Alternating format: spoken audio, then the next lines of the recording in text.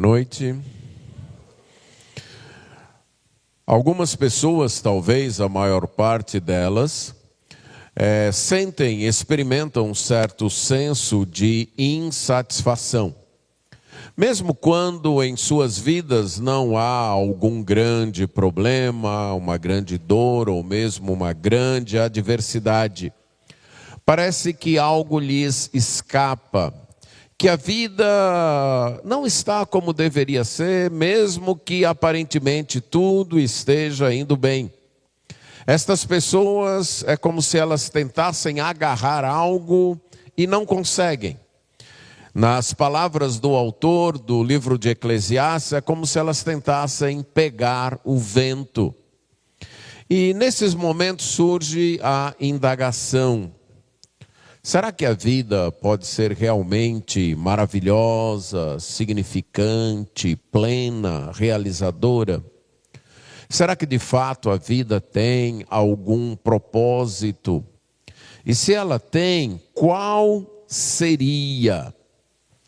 O apóstolo Paulo, no texto que estamos lendo de Efésios capítulo 1, de versos 3 até verso 14, nos diz que desde a eternidade Deus Pai planejou e determinou que cada pessoa que segue o Senhor Jesus Cristo para a salvação será dada a Ele como uma possessão, como uma herança gloriosa, e participará da restauração de todas as coisas que Deus fará através de Jesus.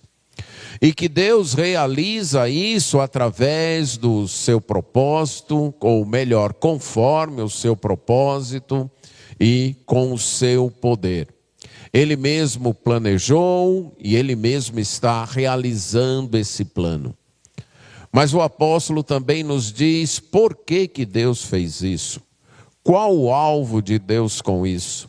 Por que Deus abençoou o seu povo com toda sorte de bênção espiritual nas regiões celestiais em Cristo? O verso 11 nos indica que nós fomos predestinados para sermos uma herança de Deus, uma propriedade de Deus. E no verso 12, então, nos é dito o propósito disso. Que Deus tem planejado ter um povo para o louvor da sua glória. E que é esse o nosso propósito, é esse o propósito que preenche as nossas vidas. É esse propósito que nos realiza, é esse propósito que faz com que nossas vidas sejam plenas. Viver para o louvor da glória de Deus. Nós vamos ler todo o texto de Efésios 1, de verso 3 até o verso 14, mas hoje nós nos deteremos na explicação do verso 12. Efésios capítulo 1, vamos ler do verso 3 até o verso 14. Bendito seja o Deus e Pai de nosso Senhor Jesus Cristo, que nos abençoou com todas as bênçãos espirituais nas regiões celestiais em Cristo.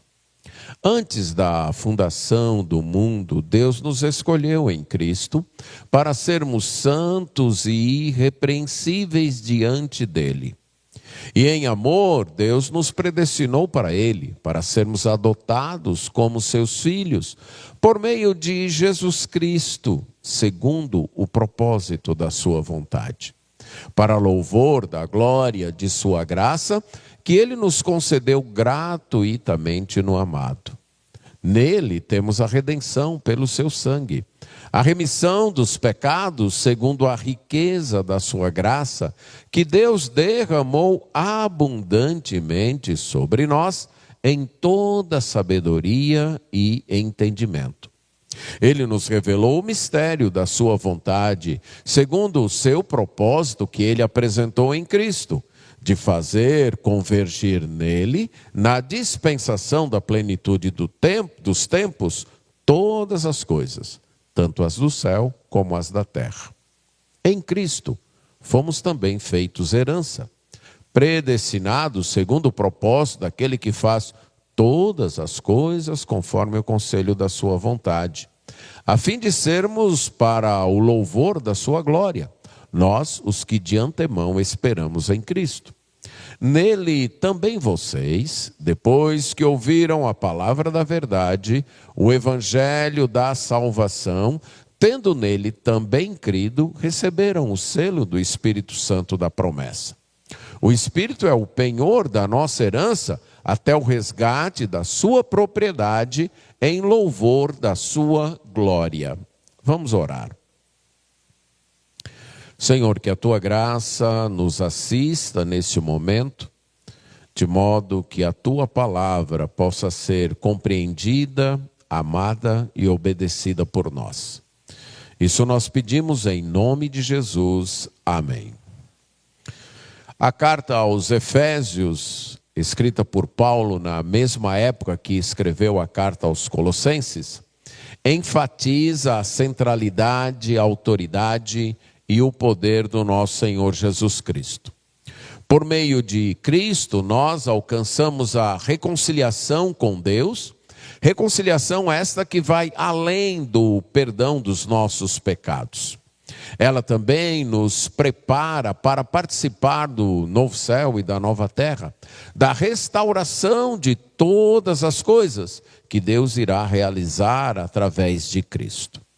Mas ela também implica em uma transformação pessoal, porque ela nos liberta do estranhamento e da alienação em relação a Deus.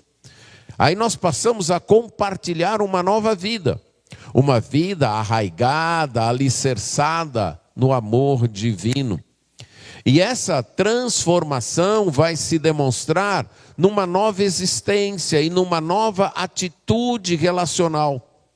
De modo que a salvação que nos é exposta no livro de Efésios transcende a salvação individual de apenas uma alma que vai morar no céu. Ela, de fato, abrange uma redenção cósmica que incluirá toda a criação, sempre baseada na pessoa do Senhor Jesus Cristo.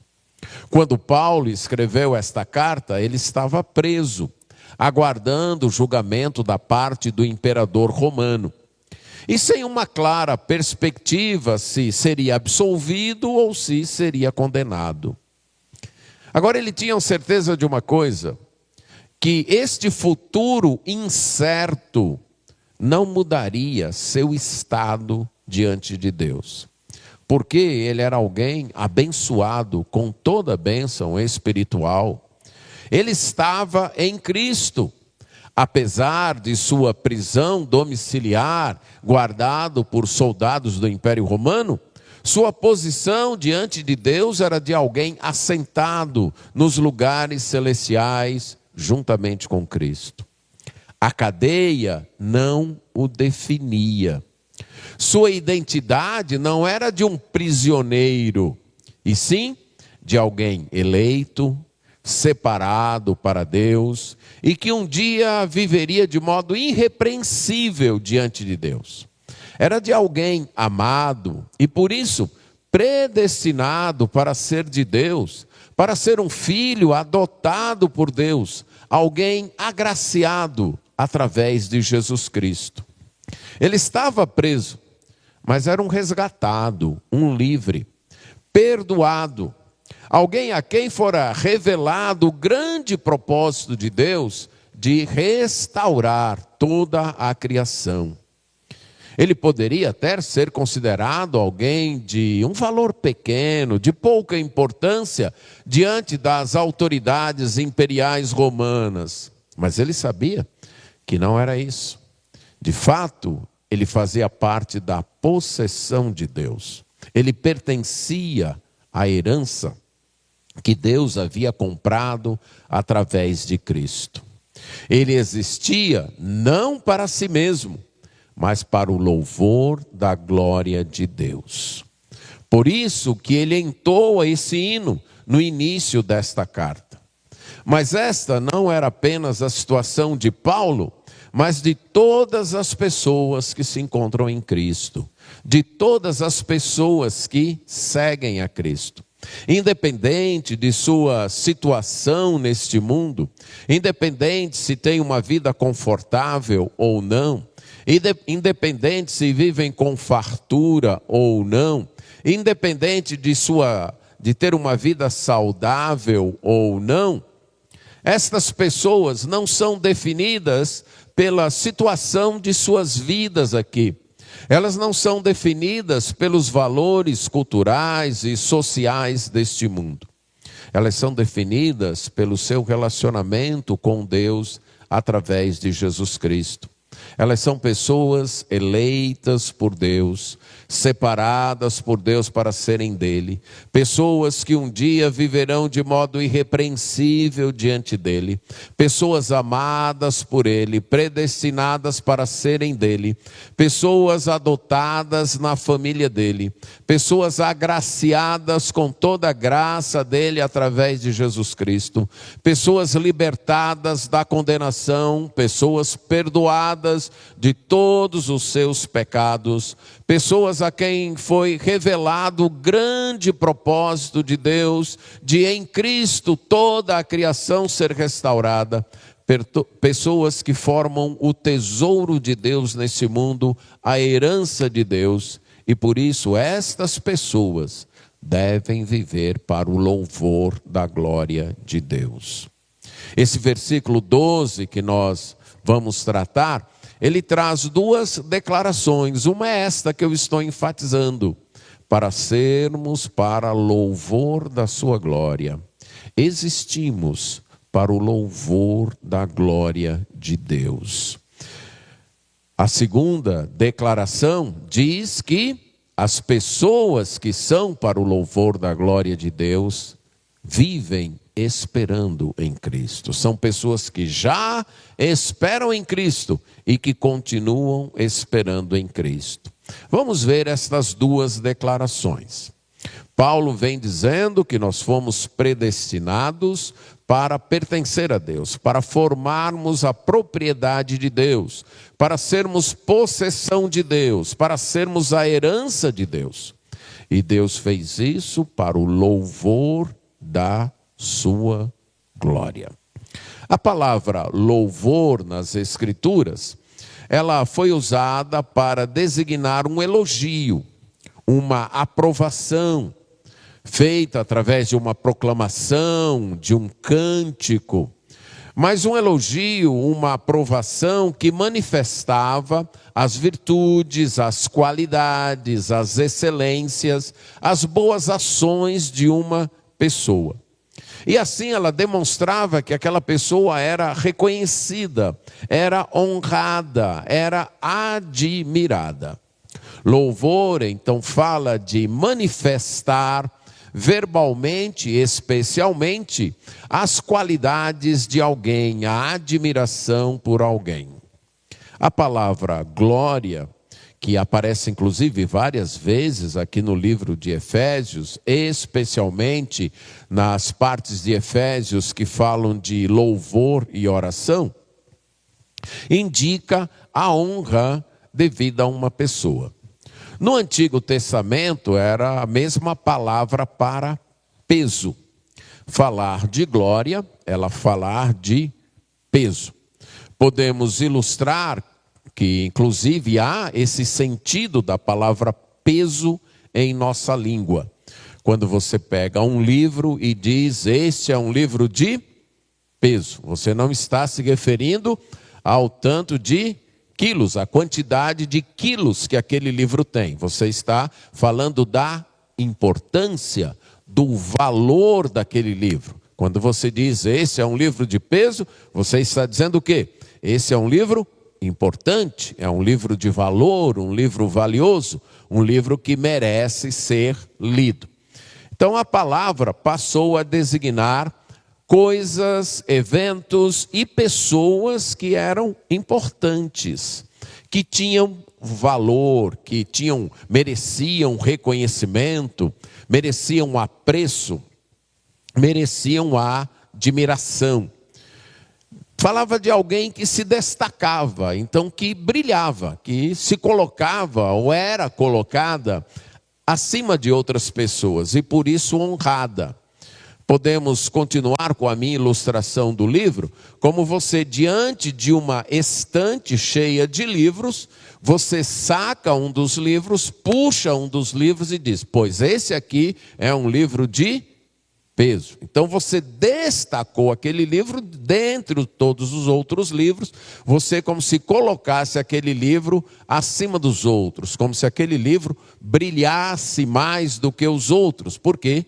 Maior importância, maior valor. Então, nas Escrituras, glória fala daquilo que é apreciado, que é valorizado, que a pessoa considera de valor em sua vida, especialmente aquilo que ela considera de maior valor. Suponha hoje que um homem tenha um carro e que ele zele muito por esse carro e que esse carro seja a coisa mais importante que ele tem na vida. Aí nós diríamos que aquele carro é a glória da pessoa. Já que aquele carro é a coisa mais importante que ele tem na vida, então aquele carro é a sua glória, é o que no qual ele se gloria. O valor maior da sua vida é aquele carro. Então, essa é a ideia da palavra glória. Quanto a Deus, a glória tanto indicava a própria pessoa de Deus, o próprio ser de Deus, como a suprema glória, referindo-se assim à sua preeminência, ao fato dele ser o supremo valor, como também a sua ação, quando Deus agia de modo sobrenatural, fazia um milagre, então ele estava manifestando a sua glória.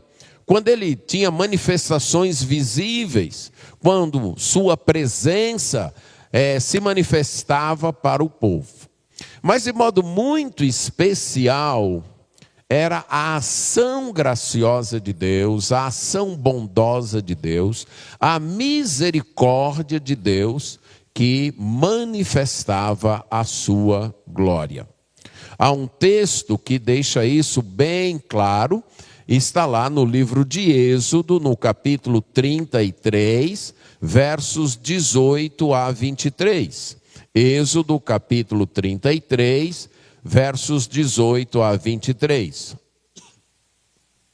Colocando você dentro do contexto, lembrando você do momento deste episódio narrado aqui, o povo de Israel que havia passado mais ou menos 4 séculos no Egito, sendo que boa parte deles como escravo, havia sido libertado pela ação poderosa, manifestação gloriosa de Deus, através de Moisés, e Deus então tirou esse povo do Egito, fez esse povo atravessar o Mar Vermelho, e conduziu esse povo por 2 meses no deserto, até chegar ao Monte Sinai. No momento que há esse evento que nós vamos ler, o povo está acampado em torno do Monte Sinai. Deus havia feito uma aliança com esse povo através de Moisés. Esse povo, inclusive, havia jurado nessa aliança ser fiel a Deus. E depois disso, Moisés sobe ao monte e fica lá para receber as instruções, os mandamentos de Deus por 40 dias. E aí o povo começa a ficar impaciente ali no pé do monte. Começa a se impacientar, perguntar, cadê esse Moisés que nos tirou da terra do Egito? O que foi feito dele? A gente saiu lá da terra do Egito para ir para a terra prometida, agora a gente está aqui nesse deserto, nem para frente, nem para trás. O que é feito dele? Pronto, vamos fazer o seguinte. Já que esse Moisés subiu, ninguém viu? Nós vamos fazer um Deus para nós. E aí eles fazem o bezerro de ouro. Preste bem atenção, que no máximo deveria ter 4 meses que esse povo tinha saído do Egito. No máximo 4 meses que eles tinham atravessado o Mar Vermelho e visto todo aquele milagre de Deus. Além disso, eles tinham visto Deus fazer sair água da rocha, Deus transformar águas amargas em águas doces, potáveis. Deus mandava o maná todo dia. Mas eles queriam uma prova muito tangível de Deus. eles transferiram a adoração a Deus à figura de um homem, Moisés. E aí, quando Moisés está 40 dias sem aparecer lá no monte, a fé enfraquece. Não era uma fé em Deus, parecia ser uma fé em Moisés. E aí a fé enfraquece e eles fazem um bezerro de ouro. Agora, esse bezerro aqui foi que tirou a gente do Egito. E eles começam a adorar. E Deus, então, lá no monte, conversando com Moisés, diz assim: Moisés, olha, sai da frente, porque eu vou acabar com esse povo. Pouco tempo eu tirei esse povo do Egito. A gente ainda está em aliança, ainda está, vamos chamar assim, lua de mel de aliança, e eles me vêm com essa traição, eu vou acabar com eles. Aí Moisés diz: não, Senhor, se o Senhor acabar com eles, os egípcios vão dizer que o Senhor não teve poder o Senhor os tirou do Egito e não teve poder de colocá-los lá na terra prometida, por isso que o Senhor acabou com eles aqui. Então não acabe com eles não. Moisés apela ao nome de Deus. Aí Deus diz: tá bom. Aí Moisés desce, há uma punição dos líderes daquela revolta idólatra, a aliança é renovada, e Deus então disse para Moisés que o anjo dele iria acompanhá-los. Aí Moisés disse: não, assim não. Só vale a pena sair daqui se for com o Senhor. Bem interessante essa oração de Moisés.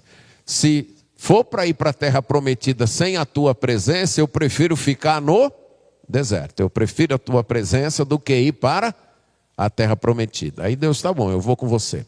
Aí Moisés faz um segundo pedido, que é o que nós vamos ler agora, a partir do verso 18. Então Moisés disse: peço que me mostres a tua glória. O Senhor respondeu: farei passar toda a minha bondade diante de você e lhe proclamarei o nome do Senhor. Terei misericórdia de quem eu tiver misericórdia, e me compadecerei de quem eu me compadecer. Note bem, o pedido de Moisés qual é? Mostre-me a tua glória. Eu quero ver a tua glória. Aí Deus diz o quê? Eu vou fazer passar diante de você a minha bondade.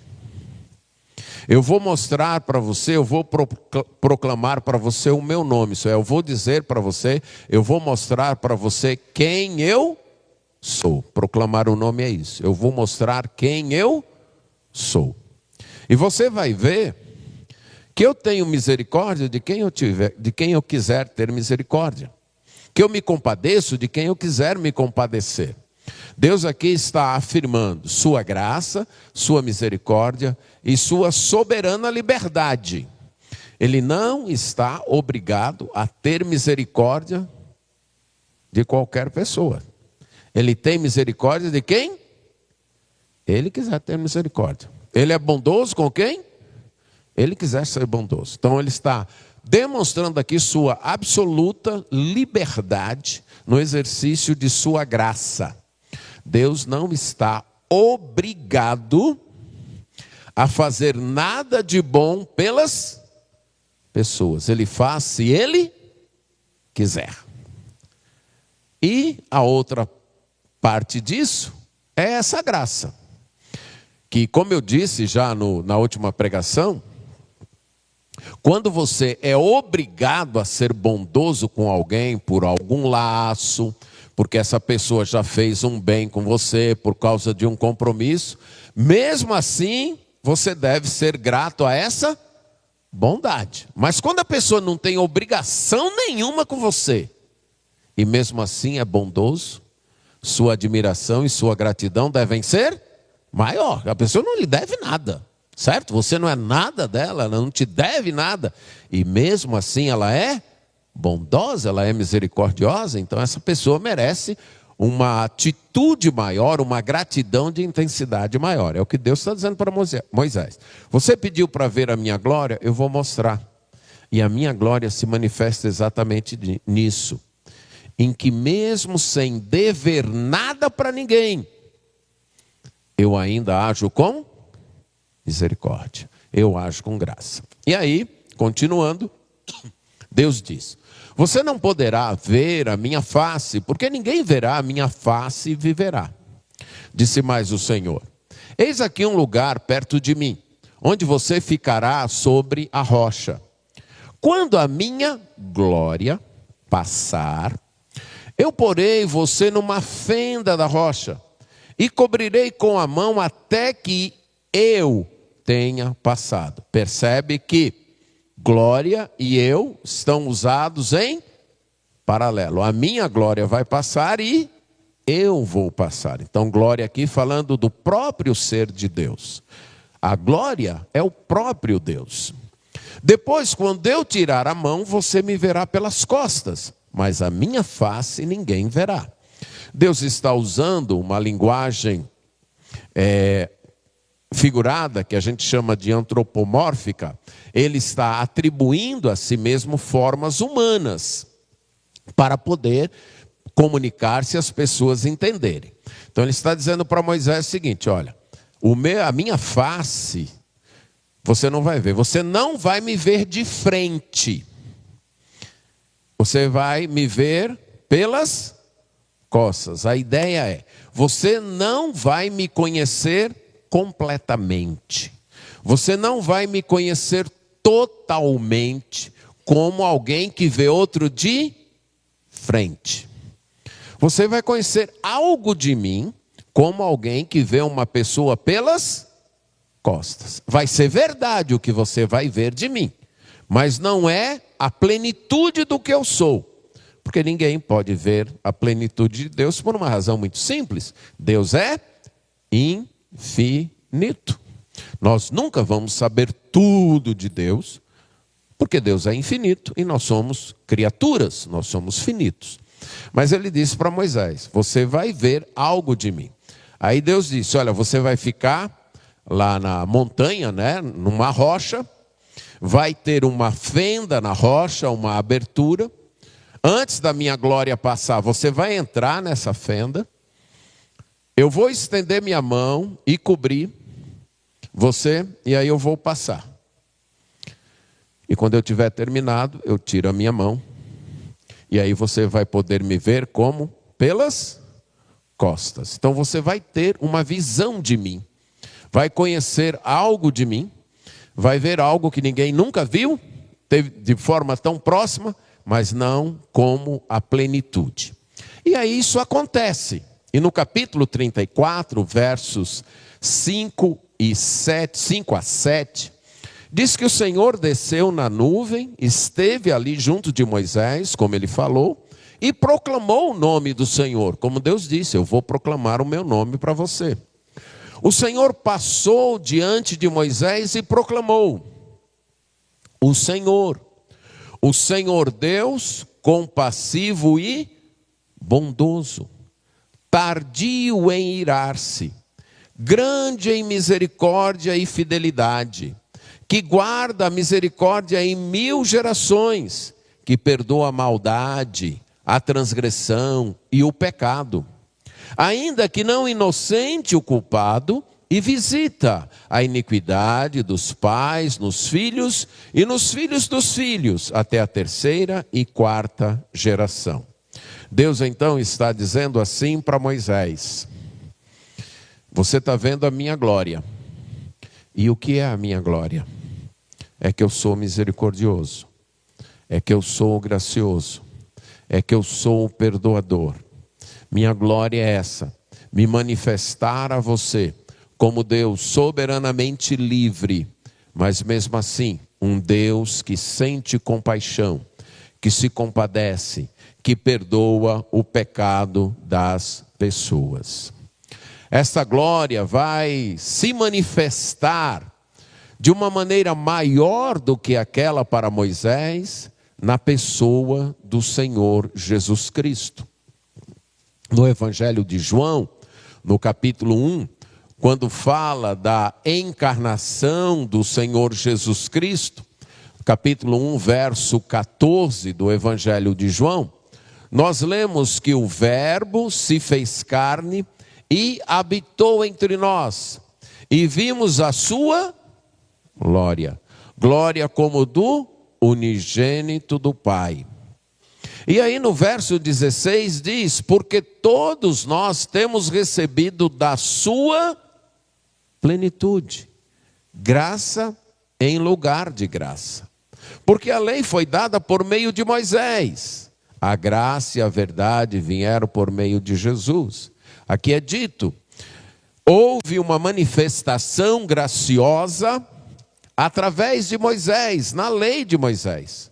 Mas agora veio uma outra medida de graça, uma graça sobre aquela graça que já tinha vindo, uma graça que ocupa um espaço maior, uma plenitude maior do que aquela graça.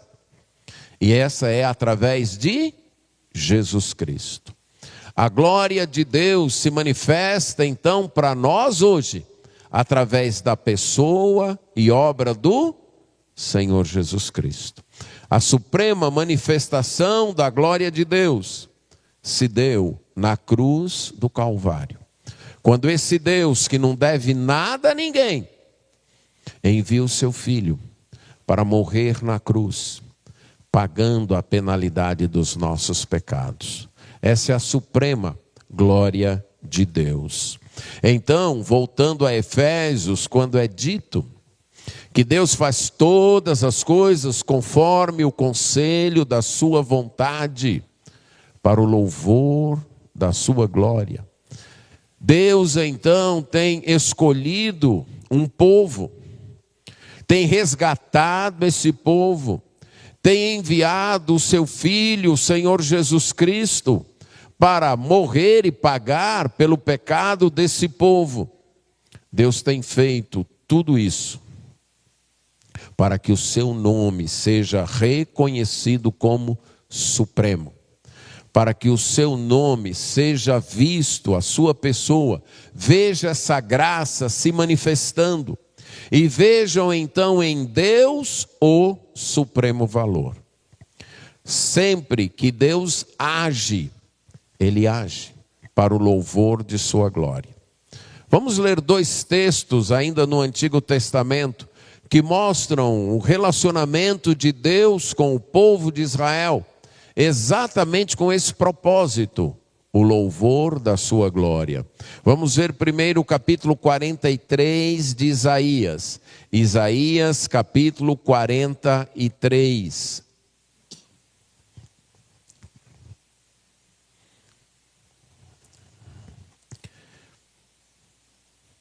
Isaías 43, verso 7. Todos os que são chamados pelo meu nome, e os que criei para a minha glória.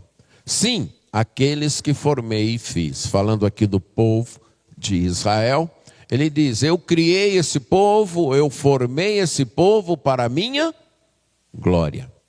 Para que a minha glória se manifeste, para que a minha glória seja louvada.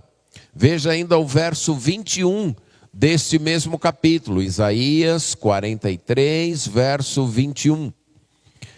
Este povo que formei para mim, para celebrar o meu louvor. Então eu criei esse povo para que o meu louvor fosse celebrado. Um outro texto é em Jeremias, capítulo 13, verso 11. Deus levantou o profeta Jeremias para desafiar o povo de Israel quanto ao seu pecado. E esse povo estava sendo muito resistente, e Deus então, através do profeta Jeremias, anuncia o exílio babilônico. E aqui Deus dá uma ilustração. Deus manda Jeremias ir comprar um cinto de linho, algo de valor, algo caro. Então Jeremias vai lá e compra o cinto de linho. Aí Deus diz: pronto, agora você usa o cinto de linho. Você passa o cinto de linho aí na sua cintura para amarrar sua túnica. Aí Jeremias fica usando esse cinto de linho por um tempo. Aí Deus diz: pronto, agora pega esse cinto de linho, vai até lá no rio Eufrates, era uma viagem até longa. Aí você cava um buraco lá e coloca o cinto lá. Aí Jeremias vai, pega, coloca lá e volta. Aí depois Deus diz, ó, pronto, agora vai lá, depois de uns dias, né? Vai lá de novo, né? Passado até muitos dias, ele diz, vai lá de novo e pega o cinto de novo. Cava onde você enterrou o cinto e pega o cinto de novo. Aí Jeremias foi lá e cavou, quando ele pegou o cinto tinha ficado podre, apodrecido. É interessante, né? Você ser profeta, né? Tem que fazer umas coisas sem entender por quê. Gastar meu dinheiro para comprar um cinto de linho, que é caro. Usa esse cinto de linho. Aí vou enterrar o cinto. Quando eu vou pegar, o cinto está apodrecido. E note que Jeremias faz tudo sem questionar. É Deus que está mandando, então eu faço. Aí Deus diz, olha, deixa eu dizer para você. Da mesma forma como um cinto fica apegado a uma pessoa, verso 11, vamos ler.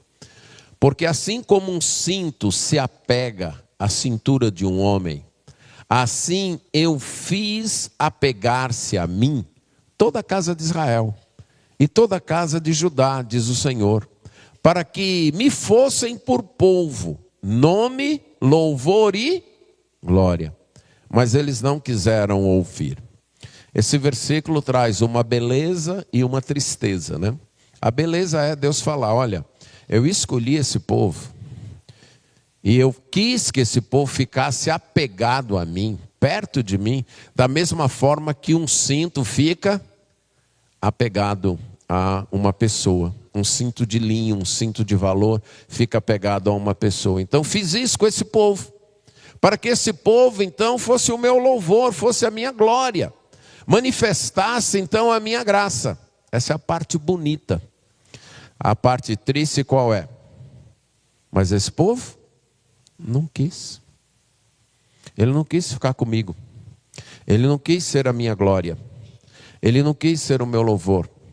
Ele quis viver para si mesmo. E qual é o resultado? Vai apodrecer. Vai ficar podre.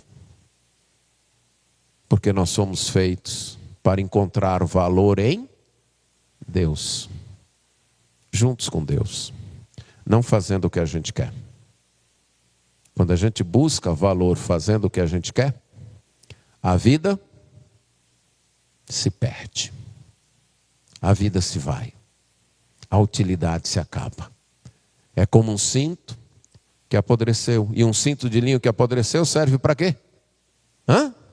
Nada. Então essa ilustração que Deus dá, mostra que Deus nos atrai para si, para sua glória. Como é que vivemos então para a glória de Deus? Em primeiro lugar, reconhecendo Deus como supremo valor da vida. Valor e amor estão ligados. Lembra da minha ilustração do homem com o carro? Certo?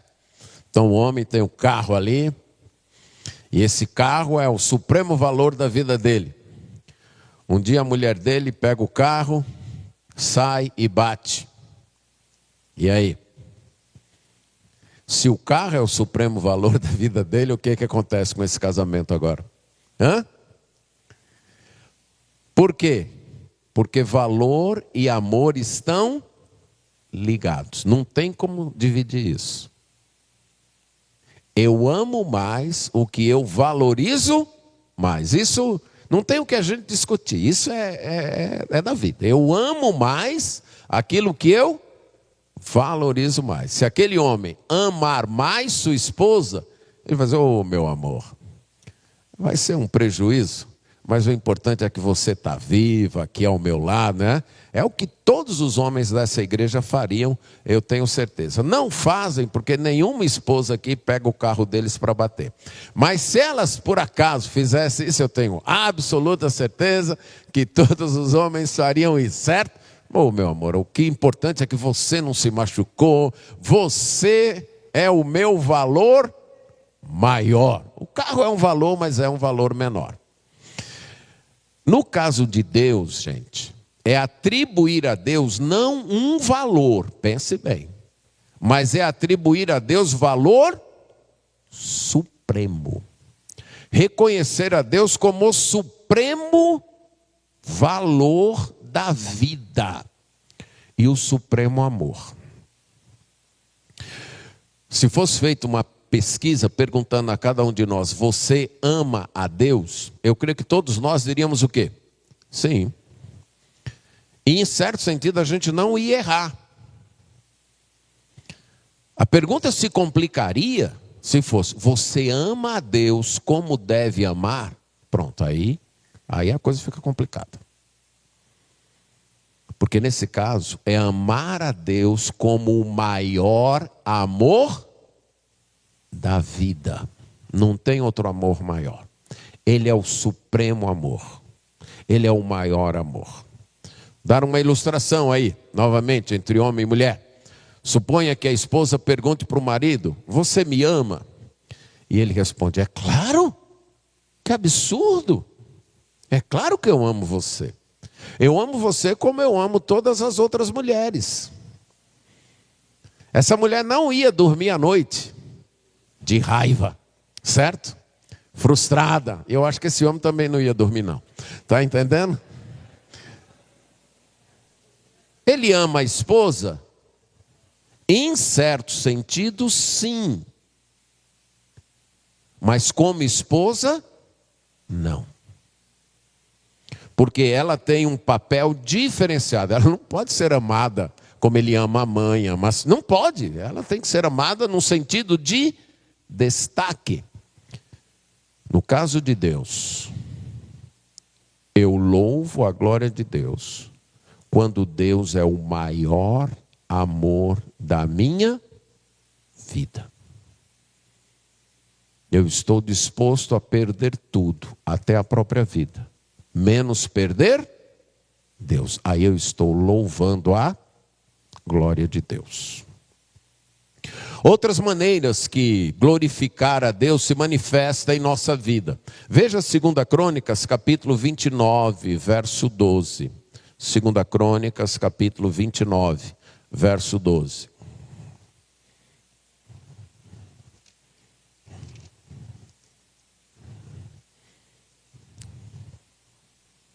Desculpe, gente, é 1 Crônicas. 1 Crônicas 29, 12. 1 Crônicas 29, 12. Aqui, Davi está fazendo uma oração de gratidão a Deus, entoando até um hino. Ele começa aí no verso 10, exatamente com a mesma palavra que Paulo começou lá em Efésios 1, 3, bendito, né? E aí vamos ler os versos 11 e 12. Davi diz o seguinte: Teu, Senhor, é o poder, a grandeza, a honra, a vitória, a majestade, porque teu é tudo que há nos céus e na terra, teu, Senhor, é o reino, tu te exaltaste como chefe sobre todos, riquezas e glórias vêm de ti, tu dominas sobre tudo, e na tua mão há força e poder, contigo está o engrandecer e o dar força a todos. Davi está dizendo que tudo de bom que nós temos vem de quem? De Deus. Essa é outra maneira que nós vivemos para o louvor da glória de Deus. Quando você reconhece que tudo de bom que você tem na vida, saúde, posição, posses, conquistas, realizações, família, tudo, nada é mérito seu. Nada é resultado do seu esforço. Tudo isso veio de Deus. Tudo. Tudo veio das mãos dele. Sem ele, sem a graça dele, sem a bondade dele, eu não teria nada disso. Então essa é outra maneira como nós vivemos para o louvor da glória de Deus. Admitindo dentro de nós mesmos, que para mim é o lugar mais difícil para admitir, que tudo de bom que há em minha vida, nem 1 centímetro se deve a mim. Tudo. Tudo é devido à graça de Deus. Você é uma pessoa inteligente? Foi a graça de Deus. Você é uma pessoa profissionalmente bem-sucedida? é a graça de Deus. Você tem uma família muito boa, é a graça de Deus. Você tem saúde, é a graça de Deus. Tudo de bom em nós vem das mãos de Deus. Reconhecer isso, admitir isso, constantemente, diariamente, é viver para o louvor da sua glória. Eu estou dizendo, nada de bom em mim é devido a mim, mas é Ele que deve ser glorificado. Outras formas como as pessoas também glorificavam a Deus, quando elas confessavam os seus pecados, conforme Josué 7:19, quando elas se submetiam a Deus e obedeciam a Deus, 1 Samuel 6:5, 2 Crônicas 7:3, quando elas reconheciam e louvavam a grandeza de Deus, 1 Crônicas 16, 28 e 29, quando elas agradeciam a Deus por alguma bênção recebida, como aquele leproso dentre os 10 que voltou para dar glória a Deus. Mas no contexto aqui de Efésios, duas maneiras se destacam de viver para o louvor da glória de Deus. E a primeira que quero enfatizar é você reconhecer que sua salvação, do início ao fim, deve-se exclusivamente à graça de Deus. Nenhum milímetro é devido a você. Deus escolheu você antes de você nascer, sem levar em conta nenhum mérito seu. Deus enviou o Filho dele, que pagou totalmente a conta dos seus pecados na cruz. Foi o Jesus quem pagou.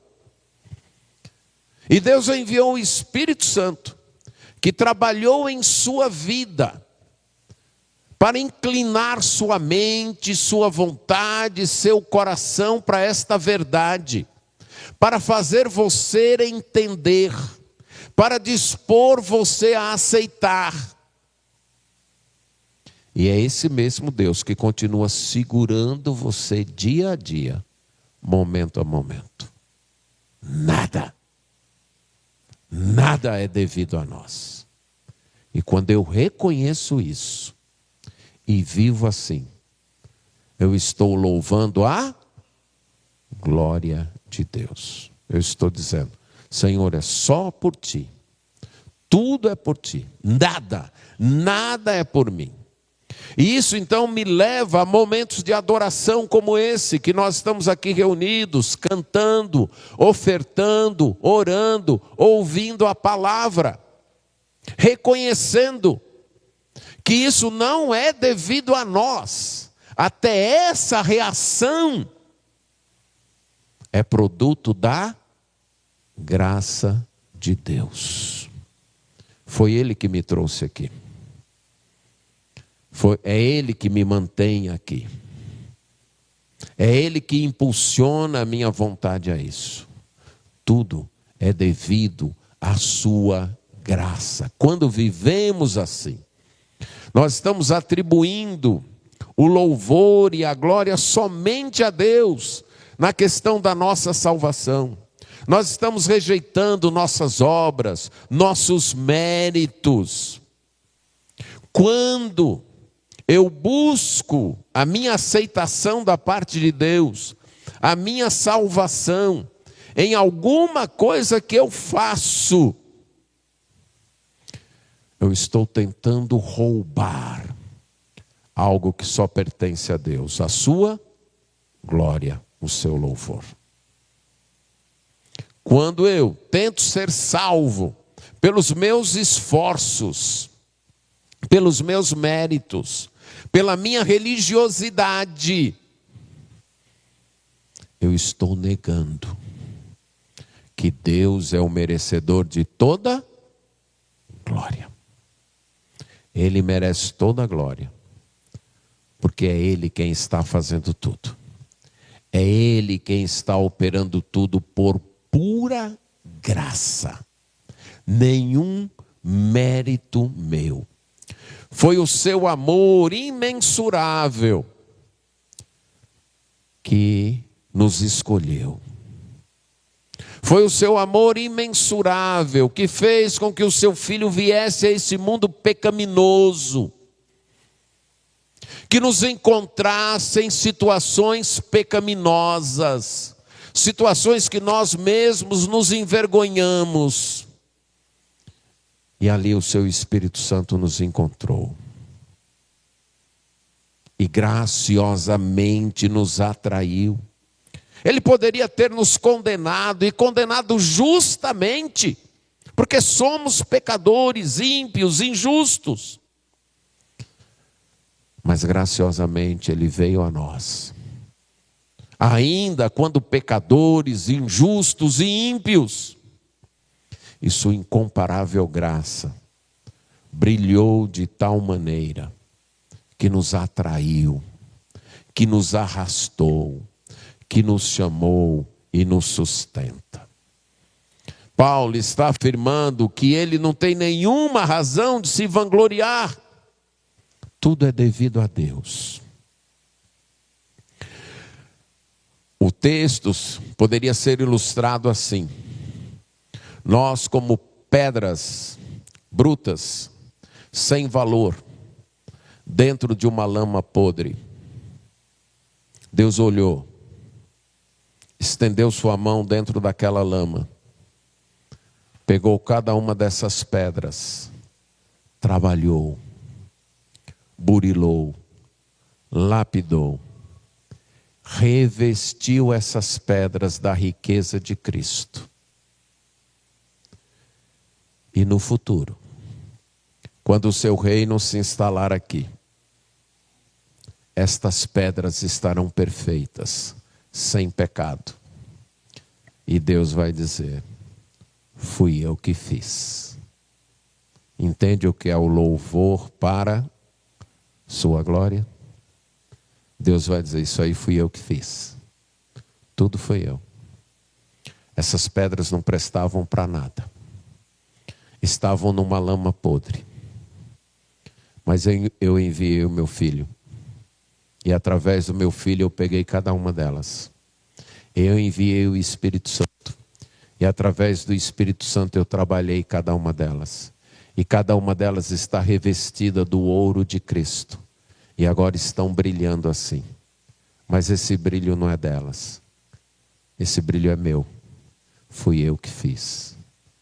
Na eternidade, com certeza será assim. E nós ouviremos isso e diremos: é desse jeito. É desse jeito mesmo. Agora nós precisamos antecipar um pouco a eternidade para hoje e dizer: ainda não estou brilhando como deveria, mas o pouco brilho que tenho não é meu, é dele. O pouco da bondade que tenho não é minha, é dele.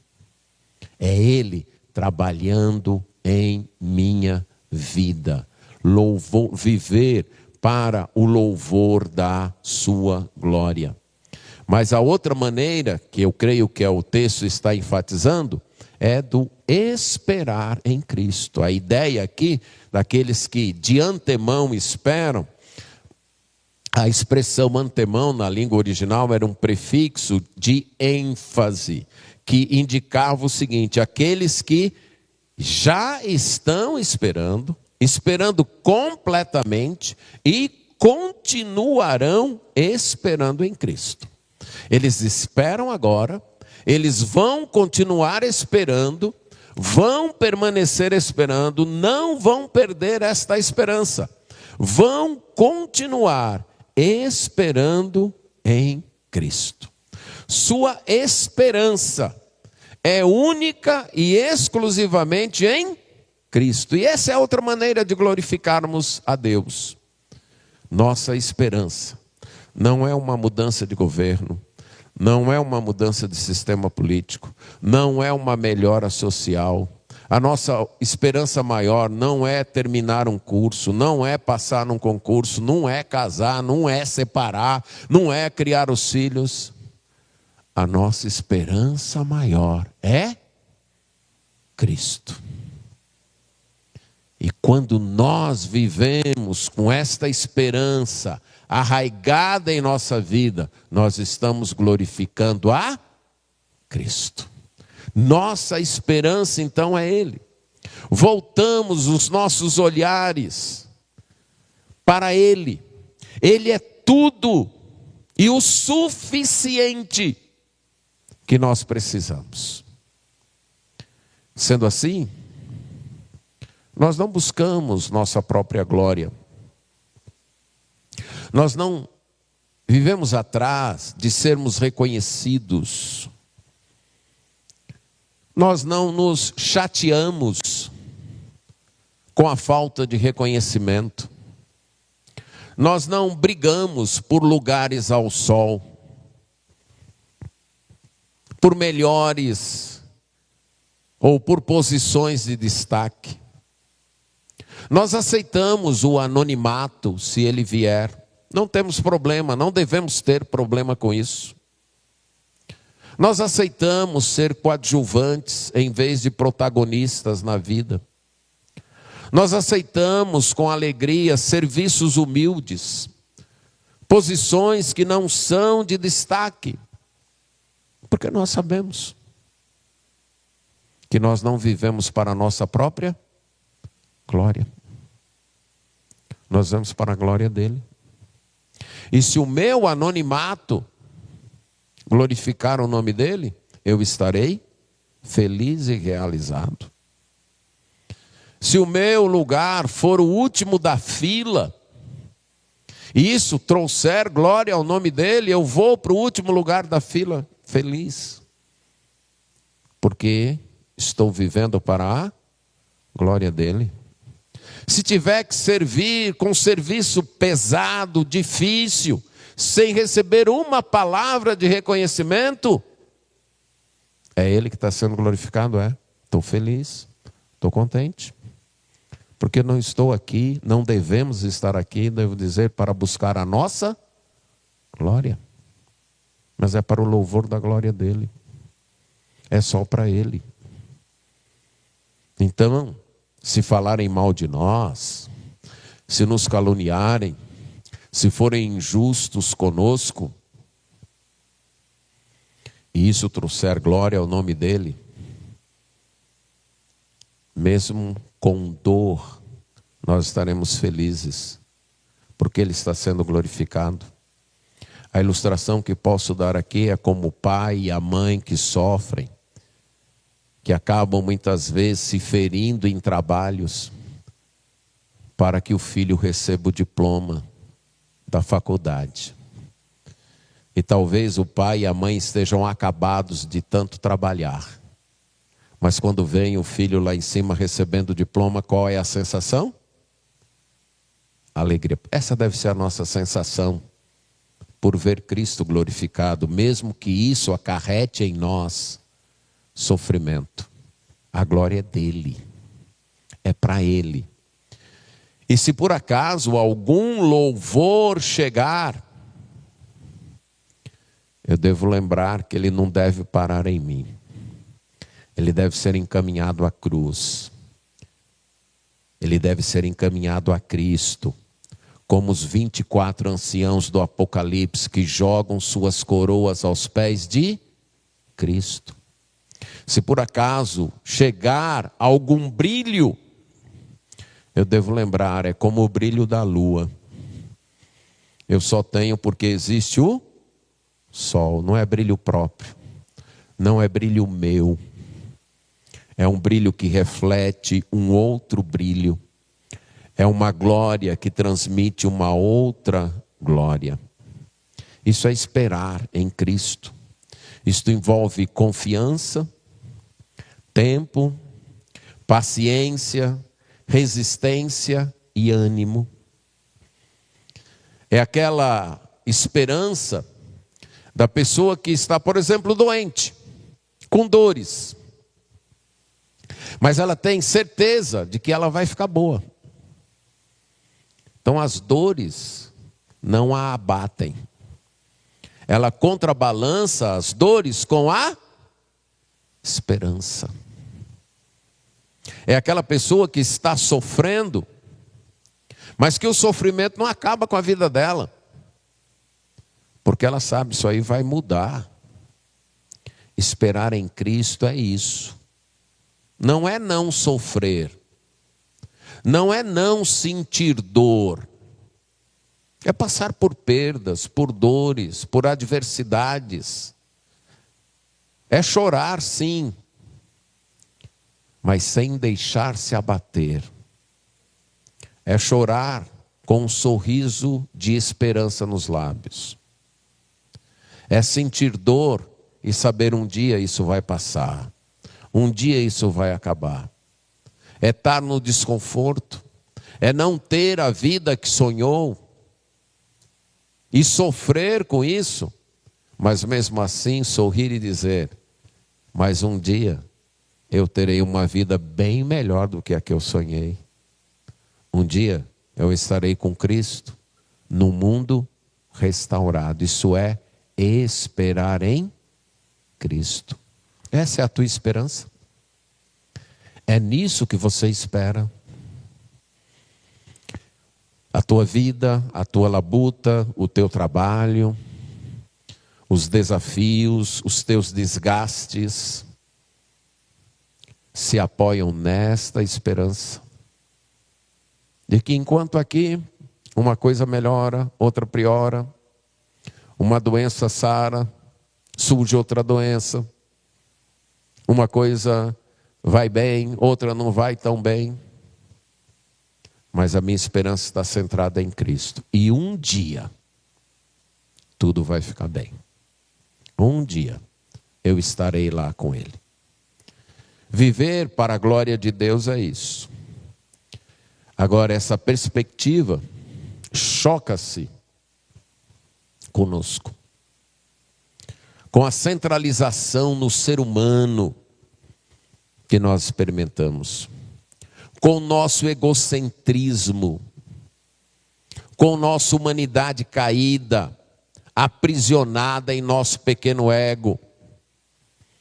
Com a confiança que mantemos em nossos méritos, em nossos recursos, em nossas forças.